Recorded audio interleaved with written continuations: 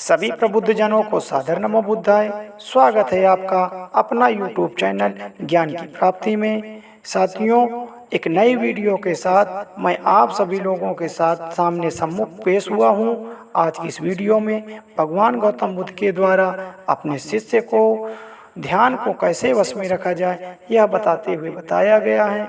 साथियों, एक बार की बात है, भगवान गौतम बुद्ध अपने शिष्यों के साथ जंगल में उपदेश दे रहे थे। उस उपदेश के ही बीच में एक शिष्य हाथ जोड़कर खड़ा होता है और कहता है कि हे प्रभु, अगर आपकी अनुमति हो तो मैं एक प्रश्न करना चाहता हूँ। तभी भगवान गौतम बुद्ध कहते हैं कि आपके मन में जो भी प्रश्न हैं आप निसंकोच मुझसे कर सकते हैं। तभी वह बालक कहता है कि हे प्रभु, यह बात तो मुझे समझ में आती है कि आपको पानी की प्यास लगती है, आप पानी पीते हैं, आपकी प्यास मिट जाती है। मुझे भी पानी की प्यास लगती है, मैं भी पानी पीता हूँ, मेरी भी प्यास मिट जाती है।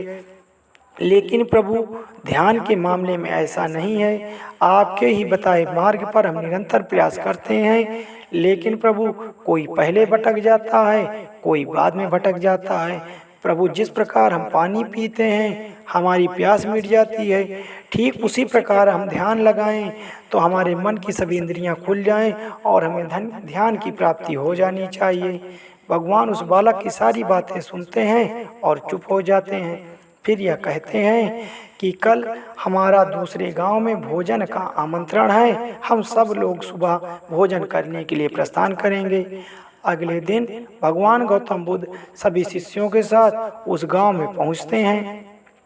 क्योंकि आमंत्रण उस गांव के सबसे धनी व्यक्ति के यहाँ से आया था, तो भगवान जैसे ही उस गांव में पहुंचते हैं सभी लोग उनका बड़ा आदर सत्कार व सम्मान करते हैं। भोजन का आमंत्रण उस धनी व्यक्ति की पत्नी के द्वारा दिया गया था, इसलिए व्यवस्था बहुत ही अच्छी थी। भगवान गौतम बुद्ध अपने शिष्य के साथ भोजन के लिए बैठ जाते हैं। तभी वह व्यक्ति जो सबसे धनी होता है वो भी भगवान के साथ भोजन के लिए बैठ जाता है और पहला ही निवाला तोड़ते ही वह व्यक्ति भड़क जाता है और कहता है कि कैसा बेसुरा भोजन बनाया है, और थाली को एक तरफ खसकाकर कहता है कि मेरे लिए कुछ स्वादिष्ट भोजन बनाओ, और कहकर चला जाता है। यह बात सुनकर उस धनी व्यक्ति की पत्नी बड़ी शर्मिंदगी महसूस करती है और भगवान गौतम बुद्ध के सम्मुख आकर क्षमा याचना करती है कि प्रभु, आप भोजन ग्रहण करें। भगवान गौतम बुद्ध अपने शिष्यों के साथ भोजन को ग्रहण करते हैं और भगवान गौतम बुद्ध अपनी थाली में 2 रोटी छोड़ देते हैं और उस धनी व्यक्ति की पत्नी से कहती हैं कि क्या आप यह 2 रोटी मुझे बांध कर दे सकती हो। वह धनी व्यक्ति की पत्नी अपना सौभाग्य समझकर वह 2 रोटी कपड़े में बांधकर प्रभु को प्रस्तुत करती है। वह वहाँ से भगवान अपने शिष्य के साथ निकल पड़ते हैं। रास्ते में भगवान गौतम बुद्ध अपने शिष्यों से पूछते हैं कि भोजन कैसा था। सभी शिष्य कहते हैं, भगवान भोजन बहुत स्वादिष्ट था, भोजन करके आत्मा तृप्त हो गई।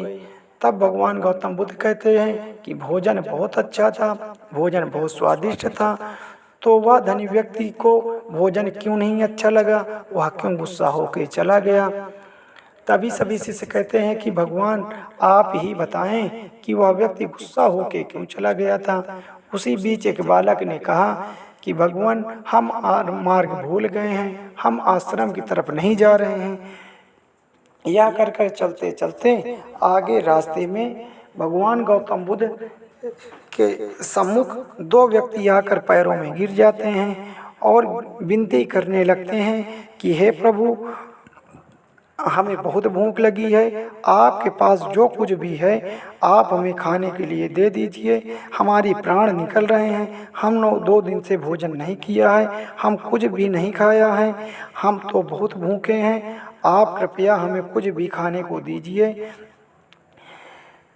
बुद्ध ने दोनों को एक एक रोटी दी जो धनी आदमी की पत्नी ने दी थी। रोटी को देखते ही उनकी आंखों में चमक आ गई, वह रोटी खाने लगे।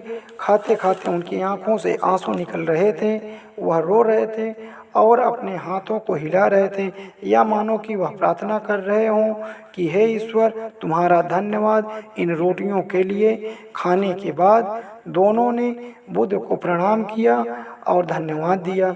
तब बुद्ध ने उन दोनों से पूछा कि खाने का स्वाद कैसा था। तब उन दोनों ने कहा कि भगवान, खाने के स्वाद का तो पता नहीं, केवल ईश्वर और परमेश्वर की कृपा थी कि उन दो रोटियों से साक्षात्कार जीवन मिल गया। सभी लोग आगे बढ़ने लगे।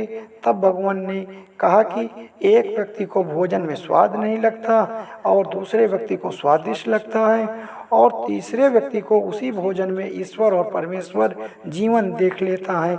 इससे पता चलता है कि भोजन और आदमी की तृप्ति में भी अंतर है। पहले आदमी को भोजन में कोई स्वाद नहीं आया, दूसरे को थोड़ा स्वाद आया, और इन दोनों आदमियों को जीवन का आनंद की प्राप्ति हो गई। ऐसे ही ध्यान में होता है, जिनको जितनी प्यास होती है वह उतनी ही जल्दी मार्ग बना लेता है। मन के बारे में भी ऐसा ही होता है। यह तुम्हारे प्रश्न का उत्तर है, मिल गया है। साथियों, यह कहानी आपको कैसी लगी?